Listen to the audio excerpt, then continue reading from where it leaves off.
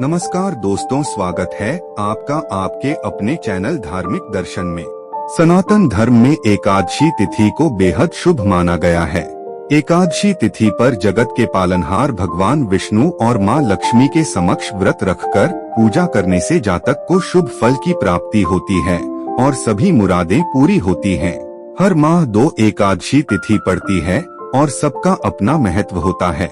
उसी तरह आषाढ़ महीने के कृष्ण पक्ष की एकादशी को योगिनी एकादशी के नाम से जाना जाता है। जीवन में मनुष्यों द्वारा जाने अनजाने में कई तरह के पाप हो जाते हैं और मान्यता है कि योगिनी एकादशी के दिन विष्णु जी की पूजा अर्चना करने पर सभी पापों से मुक्ति मिलती है। मान्यता है कि इस व्रत को करने से मृत्यु के बाद भगवान विष्णु के चरणों में स्थान प्राप्त होता है। इस दिन व्रत रखने से 88,000 ब्राह्मणों को भोजन कराने के बराबर का फल प्राप्त होता है। धार्मिक मान्यता के अनुसार सच्चे मन से इस एकादशी का व्रत करने से जीवन में कभी भी धन की कमी का सामना नहीं करना पड़ता है। लेकिन व्रत का पूरा फल तभी मिलता है जब व्रत के महत्व और उसकी कथा का श्रवण किया जाता है। तो चलिए आपको ऐसे ही एकादशी व्रत के महत्व का वर्णन करती एक अति सुंदर कथा का श्रवण कराते हैं। आज आप एक ऐसी कथा का श्रवण करेंगे जिससे आपको पता चलेगा कि हिंदू धर्म में एकादशी का व्रत कितना महत्वपूर्ण है। आप सभी जानते हैं कि यदि कोई व्यक्ति सच्चे मन से एकादशी का व्रत रखता है और भगवान श्री लक्ष्मी नारायण का पूजा करता है तो उसे मनवांछित फल की प्राप्ति जरूर होती है और उसके पापों का नाश भी हो जाता है। लेकिन शायद ही आप यह जानते हैं कि यदि कोई व्यक्ति अनजाने में ही एकादशी का व्रत रख लेता है तो उसे कितना लाभ हो सकता है। आज आप इस वीडियो में एक ऐसे ही भोले भाले भक्त के भक्ति की कथा का श्रवण करेंगे जिसे सुनने पर आपकी आंखें भर आएंगी, हृदय रो बैठेगा।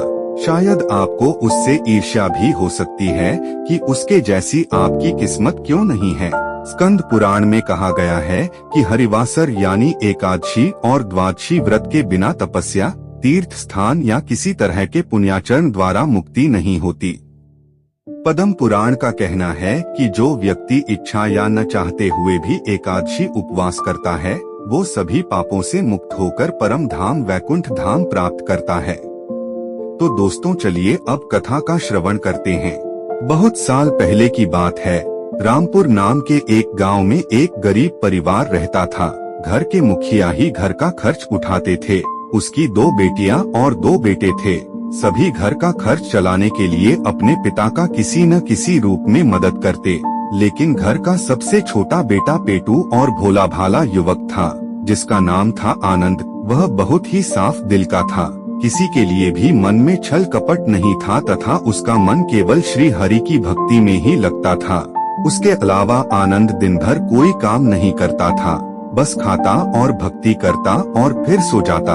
उसका इसके अलावा किसी और काम में दिल भी नहीं लगता था। उसका दिनचर्या इन्हीं कार्यों में ही खत्म हो जाता। उसे बाहरी दुनिया से कोई भी मतलब नहीं था, बस उसे अपनी भूख और श्री हरि की भक्ति ही पड़ी रहती थी। घर वाले उसकी इस आदत से परेशान थे और उनके लाख समझाने के बाद भी वह नहीं सुधरता। अंततः सब कोशिश विफल होने के बाद घर वालों ने उसे घर से निकल जाने के लिए कहा और कहा कि कोई काम धाम करते नहीं हो, बस खाते और भक्ति में पड़े रहते हो। इतने बड़े हो गए हो, घर का कुछ खर्च नहीं उठाते हो। बेचारा आनंद आखिर क्या ही करता और घर से निकल पड़ा। फिर वह घर से निकलकर यूं ही भटकते हुए एक आश्रम पहुंचा। वहां उसने देखा कि एक गुरुजी हैं और उनके कई शिष्य हैं, पर वे कोई काम नहीं करते, बस आश्रम में मंदिर की पूजा करते हैं। उसने मन में सोचा कि यह बढ़िया है, यहाँ मेरा कुछ ना कुछ जरूर हो जाएगा। कोई काम धाम करना नहीं है, बस पूजा ही तो करना है जो कि मुझे पसंद है। आनंद ने गुरुजी के पास जाकर बड़ी विनम्रता से पूछा, क्या मैं यहाँ रह सकता हूँ? मेरे पास रहने की कोई जगह नहीं है। गुरुजी बोले, हाँ हाँ क्यों नहीं। तो आनंद बोला, लेकिन मैं कोई काम नहीं कर सकता हूँ। फिर गुरुजी बोले, ठीक है, यहाँ कोई काम करने की जरूरत भी नहीं है। तुम्हें यहाँ कोई काम नहीं करना है, बस साफ सफाई करनी है और पूजा करना होगी। इतना तो कर सकते हो। तो आनंद ने कहा, हाँ मैं ये सब कर लूंगा। अब आनंद गुरुजी के आश्रम में रहने लगा। ना कोई काम ना कोई धाम, बस सारा दिन खाते रहो और प्रभु भक्ति में भजन गाते रहो। आधा महीना हो गया, फिर एक दिन एकादशी आई। उसने रसोई में जाकर देखा कि खाने की कोई तैयारी नहीं। उसने गुरुजी से पूछा कि आज खाना नहीं बनेगा क्या? गुरुजी ने कहा, नहीं, आज तो एकादशी है, सभी का उपवास है और साथ ही तुम्हारा भी उपवास है। आनंद ने आज तक कोई भी व्रत नहीं किया क्योंकि उससे भूख सहन ही नहीं होता, लेकिन वह पूजा जरूर करता। आनंद ने कहा, नहीं, अगर हमने उपवास कर लिया तो कल का दिन ही नहीं देख पाएंगे। हम तो नहीं कर सकते हैं उपवास, हमें तो भूख लगती है। आपने हमें पहले क्यों नहीं बताया? गुरुजी ने कहा, ठीक है, तुम मत करो उपवास, पर खाना भी तुम्हारे लिए कोई और नहीं बनाएगा, तुम खुद ही बना लो। फिर मरता क्या न करता, और अंत में वह गया रसोई में। गुरुजी फिर आए और बोले, देखो, अगर तुम खाना बना लो तो कृष्ण जी को भोग जरूर लगा लेना और नदी के उस पार जाकर बना लो रसोई। आनंद ने कहा, ठीक है, और भोजन बनाने की सामग्री को लेकर वह चला गया। उसने जैसे तैसे खाना भी बनाया और जब खाने ही जाने लगा तो उसे याद आया कि गुरुजी ने कहा था कि कृष्ण जी को भोग भी लगाना है। फिर वह लगा भजन गाने, आओ मेरे कान्हा जी, भोग लगाओ जी, प्रभु कृष्ण आइए जी, श्री कृष्ण आइए, मेरे भोजन का भोग लगाइए। कुछ देर हो गया और जब कोई नहीं आया तो वह बेचैन हो गया और मन ही मन कहने लगा कि यहाँ तो भूख लग रही है और कृष्ण जी है कि आ ही नहीं रहे हैं। आनंद इतना भोला था कि वह जानता नहीं था कि प्रभु साक्षात तो आएंगे नहीं, पर गुरुजी की बात मानना जरूरी है। फिर उसने कहा, देखो प्रभु जी, मैं समझ गया कि आप क्यों नहीं आ रहे हैं। मैंने रूखा सूखा बनाया है और आपको अच्छा खाने की आदत है, आप इसलिए नहीं आ रहे हैं।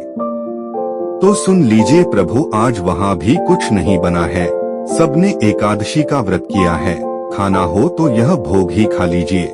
यह सब देखकर श्री कृष्ण अपने भक्त की सरलता पर बड़े मुस्कुराए और उन्होंने सोचा कि क्यों न आज आनंद की परीक्षा ली जाए और उसके साथ खेल भी हो जाए। तब श्री कृष्ण माता लक्ष्मी के साथ प्रकट हो गए।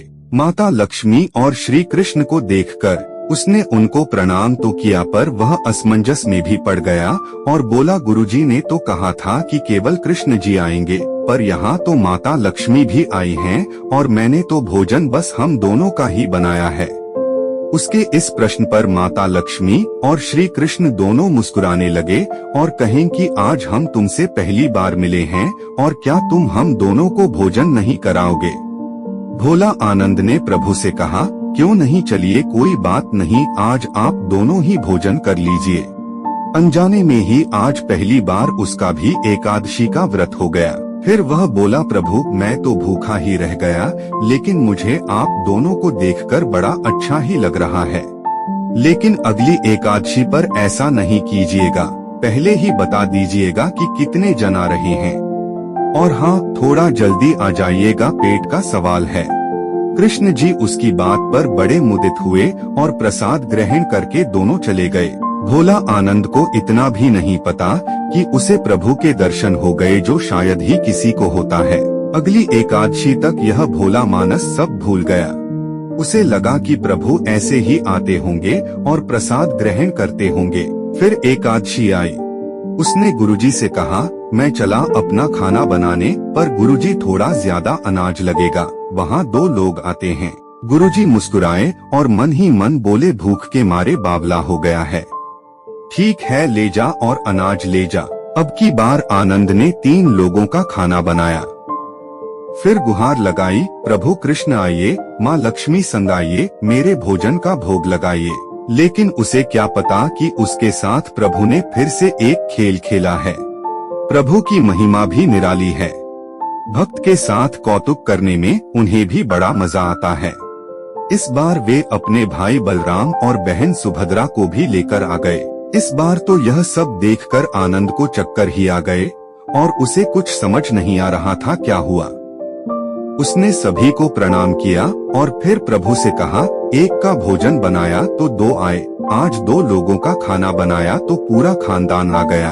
मुझे पता चल गया कि लगता है आज भी मुझे भूखा ही रहना पड़ेगा। बड़े भाई बलराम और बहन सुभद्रा ने उसे हंसते हुए पूछा कि क्या तुम हमें खाना नहीं कराओगे, हम भी तो तुमसे आज पहली बार मिले हैं। फिर वह क्या ही करता, लेकिन खुशी से उसने सबको भोजन लगाया और बैठे बैठे देखता रहा। और इस बार भी अनजाने ही उसकी भी एकादशी हो गई। जाते समय उसने प्रभु से कहा, मुस्कुराते हुए कहा कि अगली बार आप मुझे भी खाने का मौका दे, मुझसे भूख बर्दाश्त नहीं होता। फिर क्या, जब अगली एकादशी आई तो उसने गुरुजी से कहा, गुरुजी ये आपके प्रभु कृष्ण अकेले क्यों नहीं आते? हर बार कितने सारे लोग ले आते हैं, इस बार अनाज ज्यादा देना। गुरुजी को लगने लगा कि कहीं यह अनाज बेचता तो नहीं है, देखना पड़ेगा जाकर। भंडार में कहा, इसे जितना अनाज चाहिए दे दो, और छुपकर उसके पीछे उसे देखने चल पड़े। इस बार आनंद ने सोचा, खाना पहले नहीं बनाऊंगा, पता नहीं कितने लोग आ जाएं। पहले बुला लेता हूँ फिर बनाता हूँ। फिर टेर लगाई, प्रभु कृष्ण आइए, श्री कृष्ण आइए, मेरे भोजन का भोग लगाइए। लेकिन इस बार तो पूरा कृष्ण परिवार ही मौजूद हो गया। प्रभु मुस्कुराते हुए बोले, आनंद यह क्या है? प्रसाद तो तैयार ही नहीं हुआ है, ऊपर से इस बार तो मेरा पूरा परिवार आया है, तुमने भोजन क्यों नहीं बनाया है? लेकिन इस बार आनंद ने भी हंसकर कहा, प्रभु इस बार मैंने खाना नहीं बनाया, मुझे पता था कि आप कुछ ऐसा ही करेंगे और मुझे भोजन नहीं मिलेगा। प्रभु बोले, मेरा भोले आनंद, तुम में इतनी चालाकी कहाँ से आई? भोला भाला आनंद इतना चालाक कैसे हो गया? आनंद बोला, क्या करूं भगवान, पेट का सवाल है, इस बार भोजन तो आपको ही बनाना पड़ेगा और सबको भी खिला पड़ेगा, साथ ही इस बार मुझे भी खाना है। उसके इस मासूम जवाब से भगवान श्री कृष्ण, माता लक्ष्मी तथा सभी जन हंसने लगे और प्रसन्न हो गए। तभी बलराम जी बोले, क्या करें कान्हा? फिर प्रभु बोले कि भक्त की इच्छा है, पूरी तो करनी ही पड़ेगी, चलो सब लग जाओ काम पे। फिर बलराम जी ने लकड़ी उठाई, माता लक्ष्मी भोजन बनाने लगी और आनंद एक तरफ बैठकर यह सब देखता रहा। वही जब माता लक्ष्मी रसोई बना रही थी तो कई ऋषि मुनि व यक्षगंधर्व प्रसाद लेने आने लगे। तभी गुरुजी वहां पहुंचे और उन्होंने देखा कि खाना तो बना नहीं, भक्त एक कोने में बैठा है। पूछा, बेटा क्या बात है, खाना क्यों नहीं बनाया? इस पर आनंद ने बोला, अच्छा किया गुरुजी आप आ गए, देखिए कितने लोग आते हैं प्रभु के साथ। गुरुजी बोले, मुझे तो कोई नहीं दिख रहा तुम्हारे और अनाज के सिवा। आनंद ने माथा पकड़ लिया और कहा, एक तो इतनी मेहनत करवाते हैं प्रभु, भूखा भी रखते हैं और ऊपर से गुरुजी को दिख भी नहीं रहे, यह कितनी बड़ी मुसीबत है। आनंद ने प्रभु से कहा, आप और सभी गुरुजी को क्यों नहीं दिख रहे हैं? प्रभु बोले, मैं उन्हें नहीं दिख सकता। फिर उसने पूछा, क्यों? वे तो बड़े पंडित हैं, ज्ञानी हैं, विद्वान हैं, उन्हें तो बहुत कुछ आता है, उनको क्यों नहीं दिखते आप? प्रभु बोले, माना कि उनको सब आता है, पर वे सरल नहीं हैं तुम्हारी तरह, इसलिए मैं उनको नहीं दिख सकता। आनंद ने गुरुजी से कहा, गुरुजी प्रभु कह रहे हैं कि आप सरल नहीं हैं, इसलिए आपको नहीं दिखेंगे। इस पर गुरुजी रोने और कहने लगे कि वाकई मैंने सब कुछ पाया, पर सरलता नहीं पा सका तुम्हारी तरह, और प्रभु तो मन की सरलता से ही मिलते हैं। तब प्रभु प्रकट हो गए और गुरुजी को भी दर्शन दिए। तो दोस्तों, आपने सुना न कि कैसे एक भक्त के अनजाने में ही एकादशी का व्रत रहने पर उसे प्रभु के दर्शन हो गए और माता लक्ष्मी के द्वारा बनाया गया प्रसाद भी मिल गया। शायद ही उसके जैसा भाग्य किसी और का हो। तो दोस्तों, आपने यह भी जान लिया कि एकादशी का व्रत कितना फलदायी है, और अनजाने में ही किसी ने एकादशी का व्रत रह लिया तो उसे भी इसका कितना बड़ा फल मिल जाता है। तो प्रेम से बोलिए लक्ष्मी नारायण की जय। तो दोस्तों, यदि यह वीडियो आपको अच्छी लगी है तो वीडियो को लाइक, कमेंट और शेयर करें, और आप हमारे चैनल में नए हैं तो चैनल को सब्सक्राइब भी जरूर करें ताकि आप ऐसे ही महत्वपूर्ण जानकारी प्राप्त कर सके। धन्यवाद।